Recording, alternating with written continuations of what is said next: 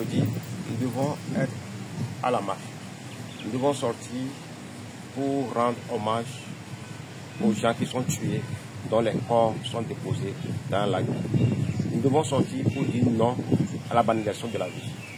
Mais ça fait deux fois que ceux qui se sont accaparés du tout nous refusent d'aller pleurer nos morts. Selon l'État du Togo, parce que nous devons distinguer l'État de ceux qui dirigent. Vous devez informer pour votre manifestation. À chaque fois, nous informons et nous donnons les itinéraires.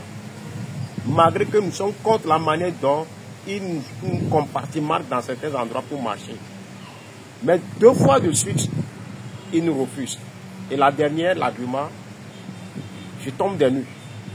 Est-ce que le Togo est devenu de l'apartheid ou dans certaines régions, on peut s'offrir à des festivités ou dans certaines régions, on peut s'offrir à des raids populaires? On a vu fort avec des populations, on dit que non, il a accueilli avec des gens, avec la foule. On est en train de voir les images dans la région de la Kara. Comment est-ce qu'on peut refuser dans la région maritime, à Lomé précisément, à des gens d'aller pleurer les morts? Alors que les 6, quand ils ont arrêté les jeunes, ils ont dit aux jeunes que leurs causes sont nobles, qu'ils ne sont pas arrêtés à cause des causes qu'ils défendent. Ils les arrêtent parce qu'ils participent à une manifestation non interdite. C'est ce qu'ils ont dit aux jeunes. Les 26 et les 7, ils ont arrêté les jeunes à cause de ces choses-là.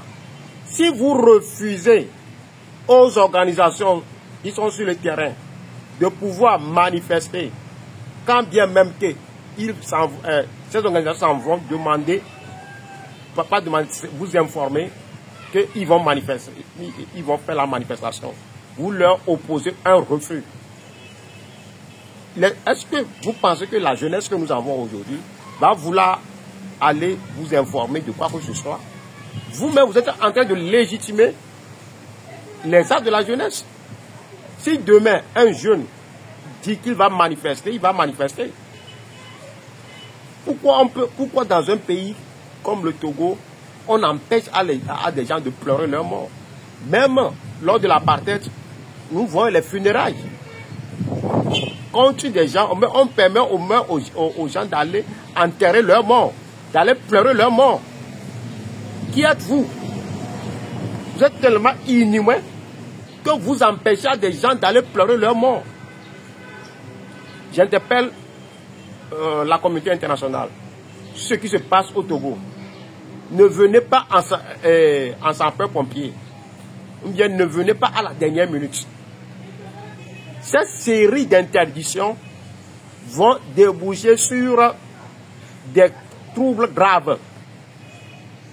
Vous êtes en train de voir ça, mais vous êtes tués. Les ambassades qui sont au Togo, les différentes institutions qui sont au Togo. Est-ce normal qu'on oppose à une organisation d'aller pleurer les morts deux fois de suite?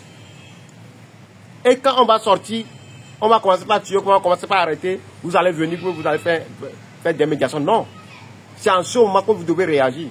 La restriction de l'espace public est un danger. Vous devez réagir. Pourquoi vous ne réagissez pas? Là, je profite pour interpeller tous les Togolais.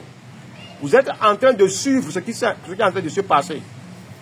Vous êtes tous prêts à venir à la marche pour que nous pleurons ensemble nos morts.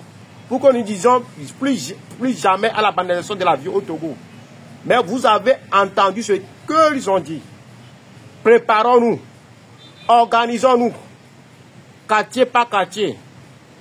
Si d'aventure, on lance encore une manifestation pour que nous allons pleurer nos morts, nous n'avons pas besoin d'entendre à ce qu'on vient nous dire qu'il faut aller ou ne pas aller. Chacun doit savoir ce qu'il doit faire. En attendant les prochaines manifestations, la question que chacun doit se poser, ce n'est pas parce qu'on interdit et ils ne font rien, non. Qu'est-ce que je vais faire pour qu'à la prochaine manifestation, je vais venir avec 10, 5, 20 personnes? Qu'est-ce que je vais faire si d'aventure, il ose encore interdire la prochaine manifestation que l'innovation va encore lancer? On ne va plus rester à la maison, déjà sorti pour dire non à ça. Parce qu'on ne peut pas vivre dans un pays et on tue nos frères, on tue nos enfants, on frappe, on torture et on veut nous empêcher de pleurer. Non, ça doit cesser. Togolais, la liberté, ça s'arrache. Il va falloir qu'on s'organise. Il va falloir qu'on soit déterminant. Même au péril de nos vies. Même au péril de nos libertés. Parce que trop, c'est trop. Qu'est-ce que nous avons? Si nous ne pouvons même pas pleurer nos morts, qu'est-ce qui nous reste en tant qu'être humain? Osons inventer l'avenir du Togo maintenant. Merci.